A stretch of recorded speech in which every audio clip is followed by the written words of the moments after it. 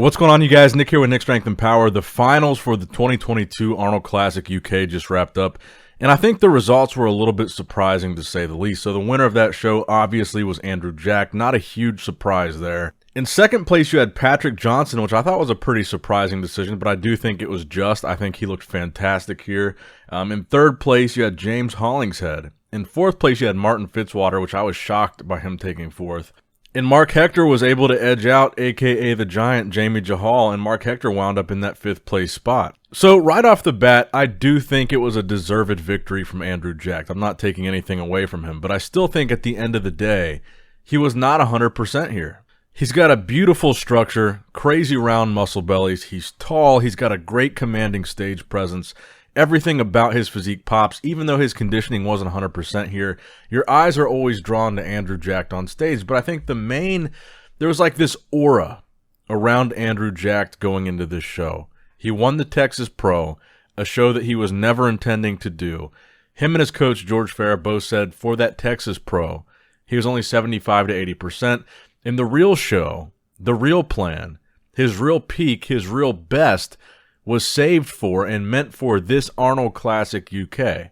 So I think a lot of bodybuilding fans were expecting another level from Andrew Jack. They're expecting something different from what they saw in Texas. They were expecting 25, 30% better from Andrew Jack because that's what him and his coach said. And I was kind of curious to see how that would pan out because I thought it was a mistake for them to say that. So yeah, Andrew Jack looked good, but I think he looked about the same as he looked in Texas. I didn't really see him look any sharper anywhere than he looked in Texas. If anything, I would say he was a little bit smoother than he was in Texas. But still, even saying that, I think he still looked fantastic, and I think it still says something about how good of a bodybuilder he is, that even though he was clearly off here, and even though he clearly didn't improve much from Texas, if at all, he still did enough to win in a pretty damn good lineup. Martin, James, Patrick, Mark, these are really good competitive bodybuilders, and he still beat them pretty decisively here. And maybe I could make an argument in defense of Andrew here for a little bit, because he did already win the Texas Pro, which meant with that victory came the Olympia qualification. If his original plan was only to do the Arnold Classic UK, him peaking for the Arnold UK was much more important before he won Texas. So maybe after winning Texas, after already having that qualification, which essentially meant he doesn't even need to do this Arnold Classic UK because he's already got what he needs, the ticket to the Olympia. Maybe he didn't take this show as seriously as he otherwise would have had he not done Texas. Maybe he is saving his true peak, his true 100% for the Olympia, and he did just enough, or what he thought would be enough, to win the Arnold Classic UK. That, I would say, would be the best case scenario for Andrew Jack. Or there's the other possibility that what we saw from Andrew in Texas and what we saw from him here at the Arnold, there's the possibility that that is his current 100%. And if that does turn out to be the case, and what we saw from Andrew in Texas and what we saw from him here at the Arnold UK, if that is the best of his best, that is the best that he can bring right now. If he brings something just like this to the Olympia stage, which is not that far away, it's right around the corner in December, where does he land in that Olympia lineup? I still think he lands top 10, and I still think there's a potential he cracks the top 6, but I really think he needs to sharpen up, especially in those back shots, for him to be competitive or more competitive at the Olympia. For him to be a top 6 guy, and top 3 I think is putting the cart before the horse a little bit, but for him to be an elite level Olympian, not just be top 10, but maybe be in the top 6, conversation for top 3, he has to be sharper in the back shots for sure. There's no doubt about it. He needs to sharpen up from the back.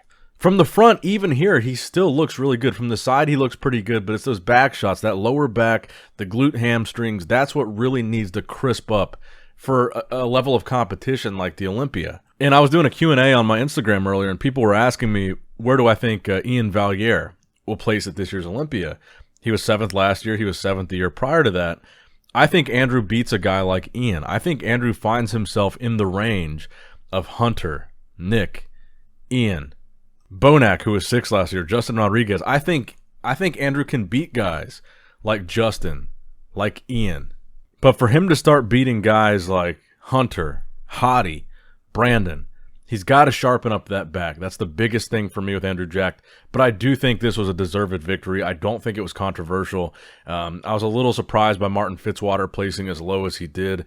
Patrick Johnson, I was a little surprised with him in second, but I do think he deserved it. He looked good here, man. I mean, even though we didn't really expect it, he looked pretty good. James, I think, was a little bit off. But I honestly probably would have been okay with James taking second here. And I don't think that either of those guys, James, Patrick, or Martin, you couldn't really make an argument for any of them beating Andrew. So that being said, let's move back into classic physique here. So we have the classic physique results. Wesley Vissers did not pick up the victory here like some people thought he was going to be able to. I think he looked incredible here. He is obviously one of the bigger names in that lineup. He had this opportunity where two of the top guys that were supposed to compete in classic physique, they didn't make weight. They had to drop out. So he had this opportunity to where he could have potentially placed a lot higher, and he did. He took third place here. But Michael DeBoule, the returning defending champion, he ended up winning. In second place, you had Christian Zagarella, and in third place, you had Wesley Vissers. Fourth place, you had Craig Morton. And I think these guys, they deserved 1 and 2. I think they did look better than Wesley. So it begs the question, if this was one of Wesley's best performances, and he still took third, in a lineup that was thinned out because guys didn't make weight, what does the future hold for Wesley competitively? Is it a structure issue? Is it just not what they're looking for in classic physique? Because the more that I see him next to some of these elite level guys, he's not as classic as some of them. Even the shorter guy, Christian Zagarella, he looked really impressive. He looked really classic, more classic than Wesley. And people were asking me, do I think Wesley was robbed? I honestly don't. I think he looked great here, one of his best ever, but I still think the guys that placed ahead of him deserve to place ahead of him. So that's going to wrap it up for the finals wrap-up. Finals and classic physique and bodybuilding I think were really interesting. Let me know what you guys think in the comment section below about the results that we had here. What do you think about Andrew Jack winning? What do you think about the other placings? What do you think about Wesley Vissers taking third? Let me know down below. Make sure you leave a like on the video. Give it a big thumbs up if you enjoyed the coverage. Subscribe to the channel for more coverage just like this. And as always, I love you guys. Appreciate you guys. Nick Strength and Power signing out. All right, guys, don't forget to click that like button and subscribe to this channel if you enjoy the content. Also, check out my Instagram at Nick Strength Power, my Facebook page, which is simply Nick Strength and Power, my secondary YouTube channel, Nick Strength and Vlogs, for vlogs and bonus content that you will not see on this channel. And consider subscribing to my third YouTube channel, Nick Strength and Pokemon, which is all things Pokemon and trading card games, completely unrelated to this channel. So if you're into that, give that one a look. And all links to merchandise and social media will be in the description box below. If you guys want a Nick Strength and Power t-shirt, that will be in the Shopify link below. Have a great day. Dancing in the good light, everybody's feeling warm and bright. It's such a fine and natural sight.